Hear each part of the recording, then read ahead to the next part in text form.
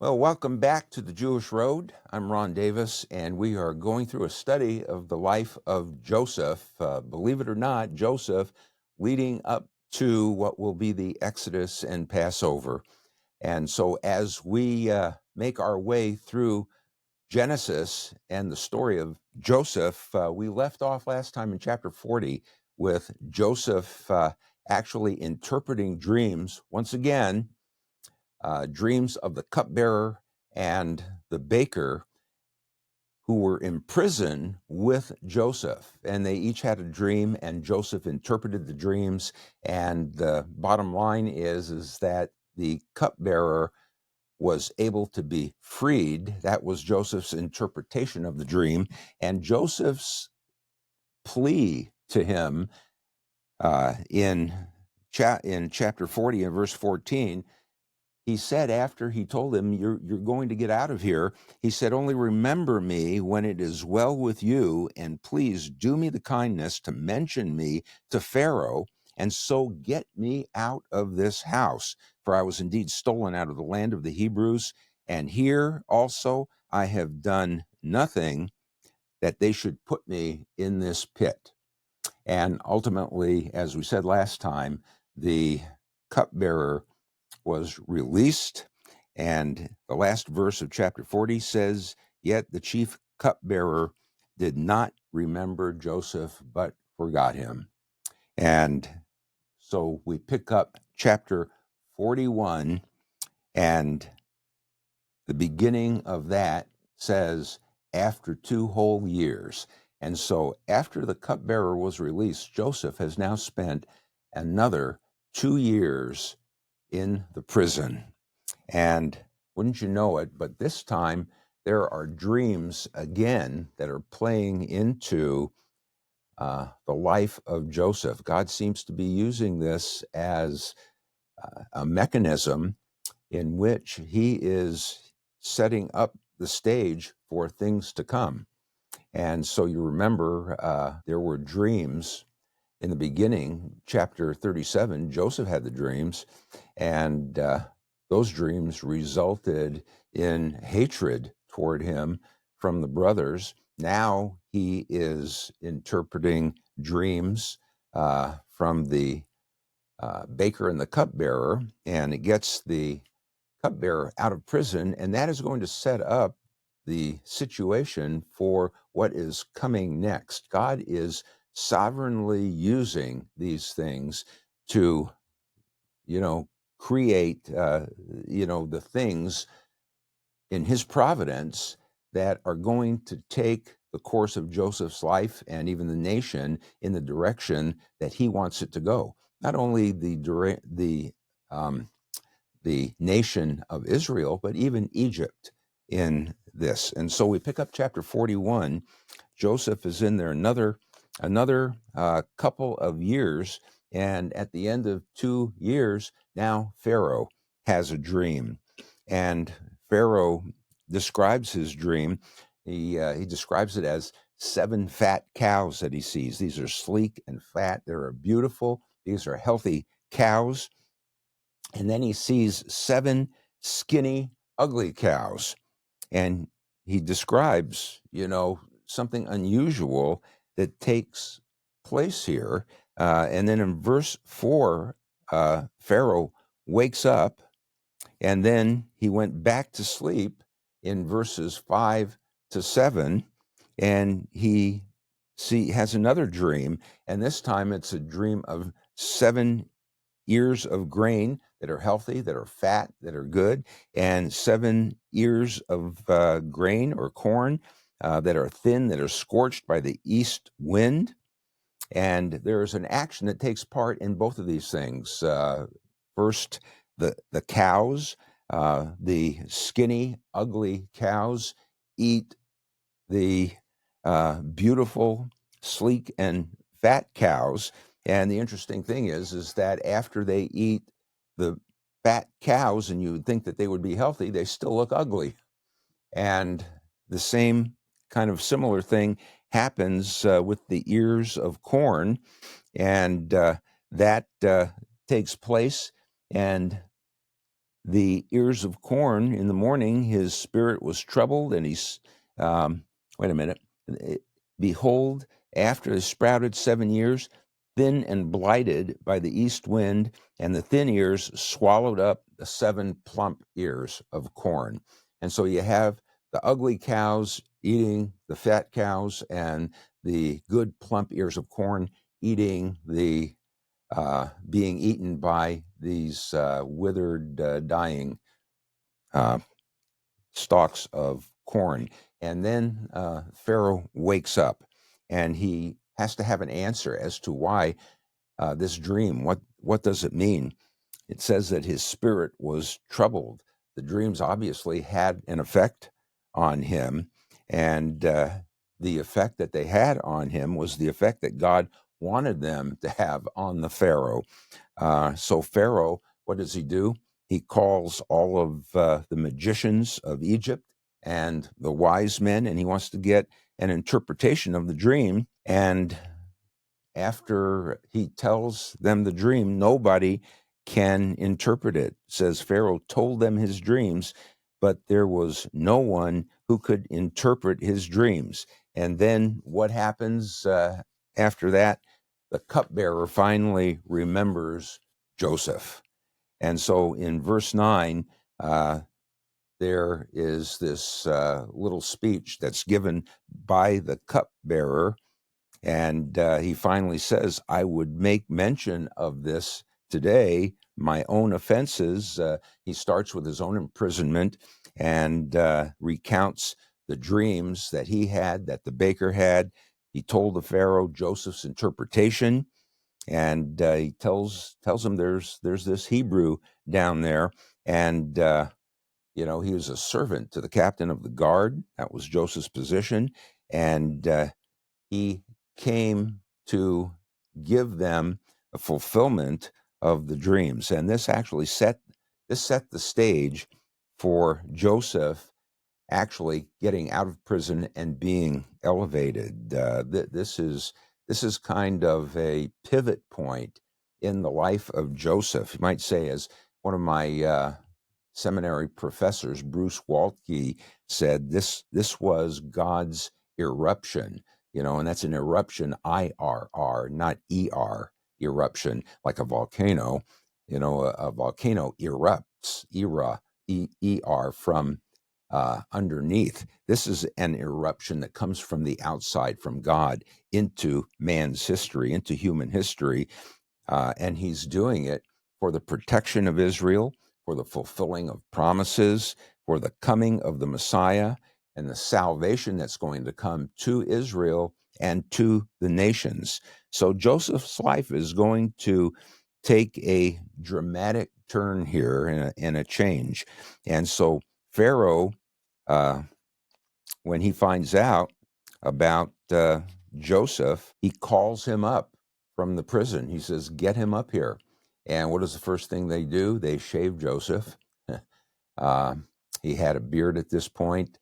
They put on new clothes. The Egyptians didn't like beards.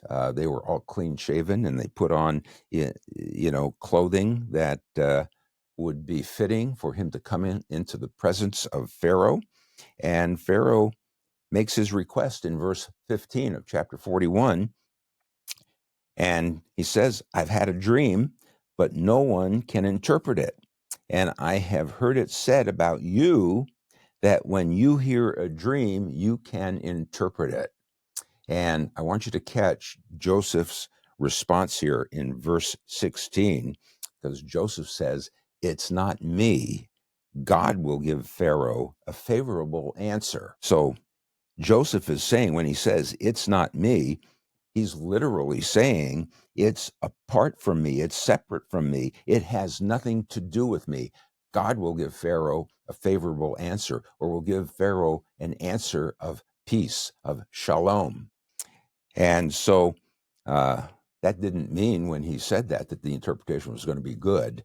What that meant, that Pharaoh is going to have the satisfaction of knowing what it was that the dream meant. So Pharaoh tells him the dream, the first dream of the cows, the good cows, the ugly cows. And he says, such as I have never seen for ugliness in all of the land of Egypt. Um, so it's interesting that, when we read that Joseph is going to interpret the dreams, and he says, it's not me, but God will do it. I want you to make a mental note of the fact that God,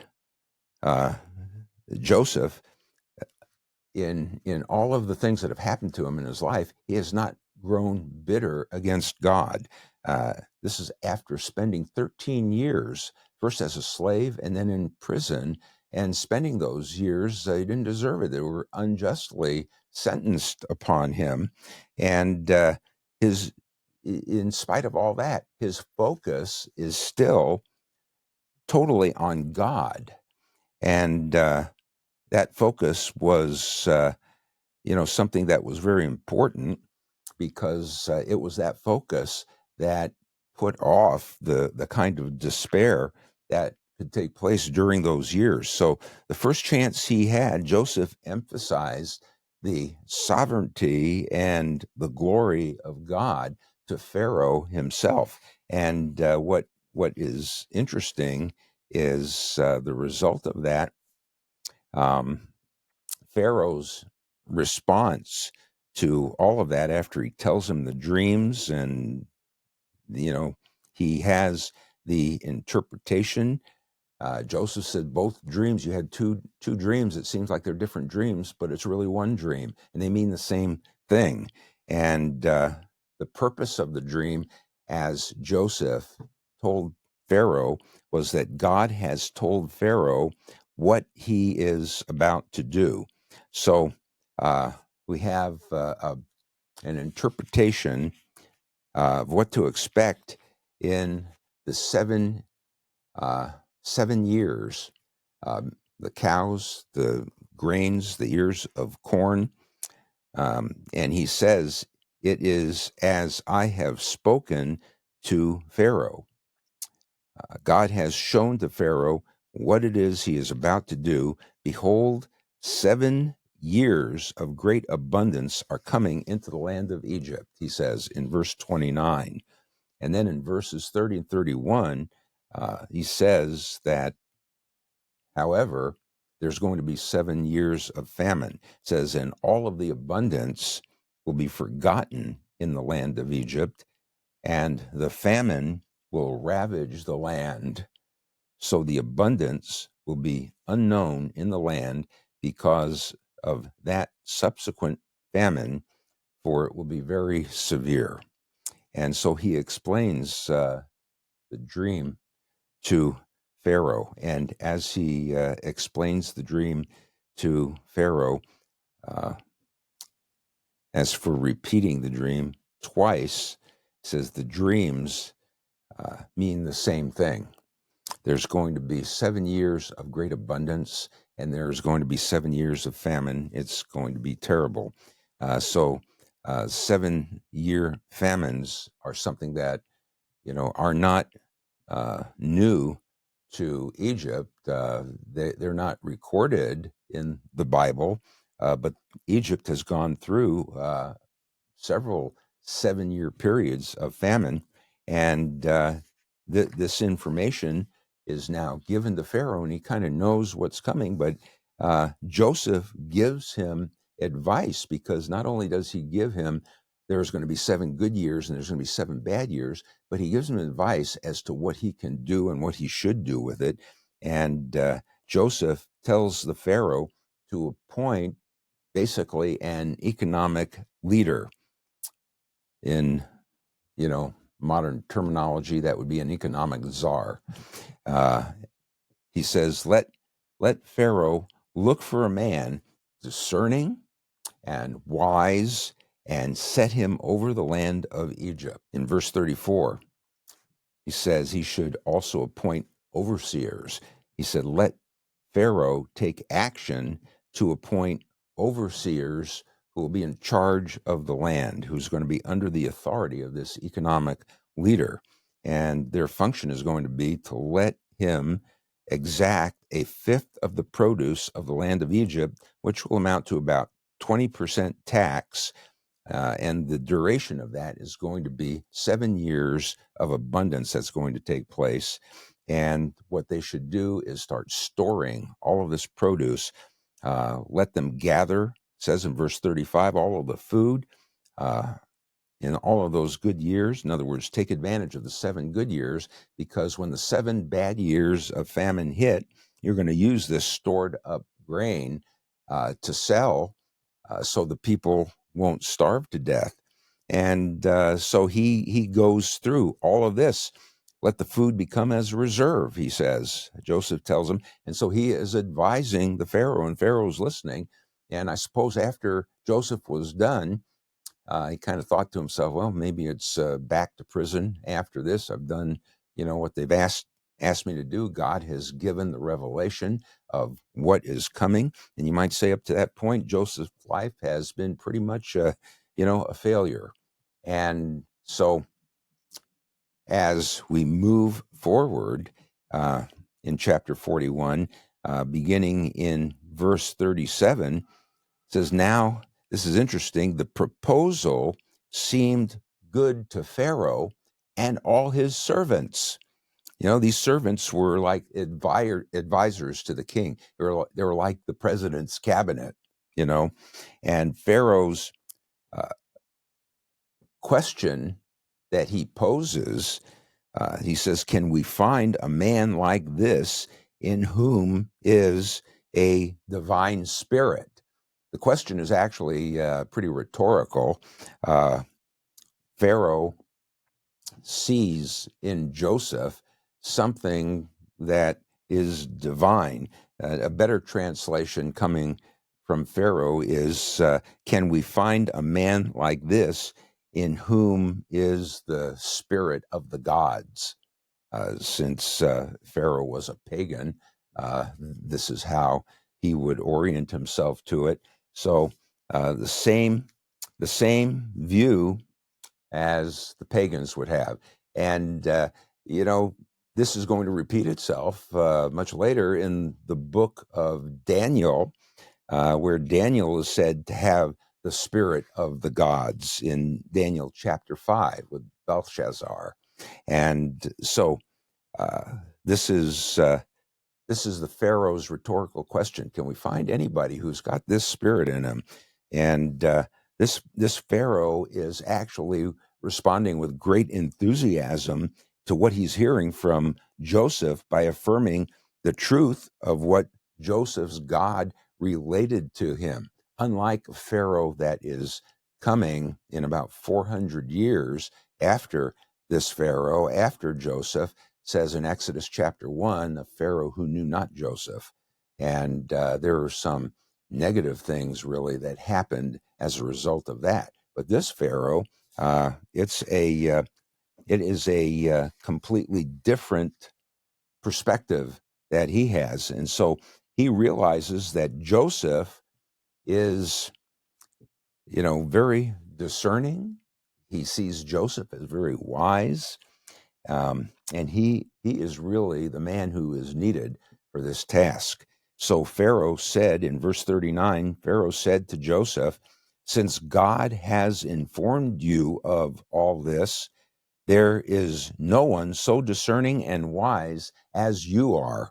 So Pharaoh made Joseph second in charge, second in authority, second only really to himself, in the same way that Potiphar had made Joseph second in charge of his whole household, in the same way that the prison guard did made Joseph second in charge of everybody in the prison. So it seems like every time something happens with Joseph, he is elevated to a position of the second in charge above whoever the leader is. And so Pharaoh says to Joseph in verse 44, he says, though I am Pharaoh, yet without your permission, no one shall raise his hand or foot in all of the land of Egypt. So Joseph has total authority, really, of what is going to happen. So what Joseph does is he starts preparing for the famine, and he is storing up grain in abundance. And this is just great. Um, he also, this is interesting. He took a wife who bore him two sons.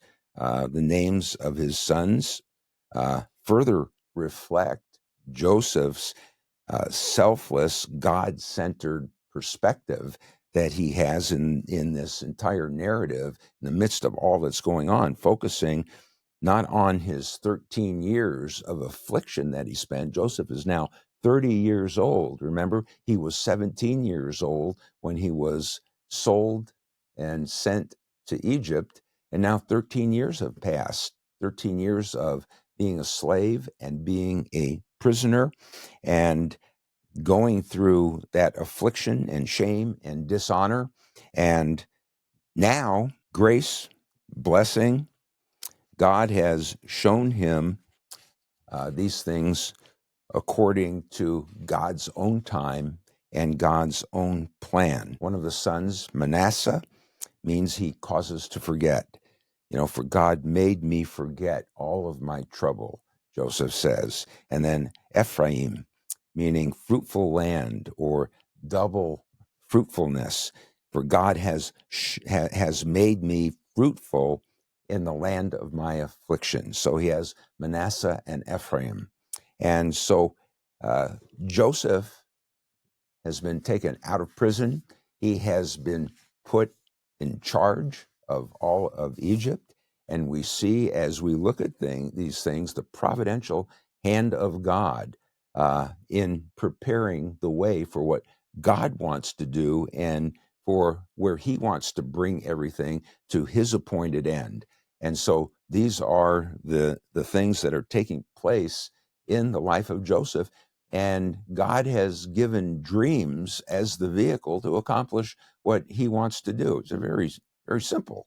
He wants to move Joseph, and not only Joseph, but his entire family to a particular place where we're looking at the faithfulness of God to his people, to Israel, to the covenant promises that he made, and how else can he do it if they're all going to die in Canaan?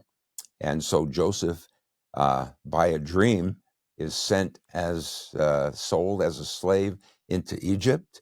By a bad report, a false report, he is thrown into prison where there are dreams again. And all this time, it is actually as the affliction is a purifying thing in the life of Joseph. He is learning how, when you're struck down, you don't stay down, you get up. And it's all in his perspective as to his understanding of God, which is now growing because of the affliction he has. So, some might think that Joseph's rise to prime minister of Egypt is maybe the climax of the story. He had dreams that sent him into slavery, had the dreams that got him out of prison. Now Pharaoh has dreams, and there it is. Joseph has been raised to second in charge of all of Egypt. That's the end of the story, right? It's a great ending. That's the climax. But it's not the ending of the story. It's just really part of the story. It's a means to an end. It's not the end itself. God is still working. He is bringing everything, as we have been saying all along, to his appointed end. It is God, as I mentioned earlier, God is erupting, erupting into human history. And so we see what is taking place. The climax of this is not Joseph becoming second in charge of Egypt and now living his life in Egypt, and everything is great, all things are resolved. The climax is going to be actually Joseph's restoration with his brothers and the recognition that all of these experiences, painful as they have been, were part of God's plan to deliver the children of Israel. as a family, ultimately as a nation, ultimately that the fulfillment might come in the Messiah and to the nations of the world. And so that's where we find ourselves left off with this chapter of the book of Genesis and the life of Joseph. We're going to start to get into all of this with the brothers next time as we get into chapter 42. So until then, have a good rest of your day, and shalom, and we will see you in the next episode.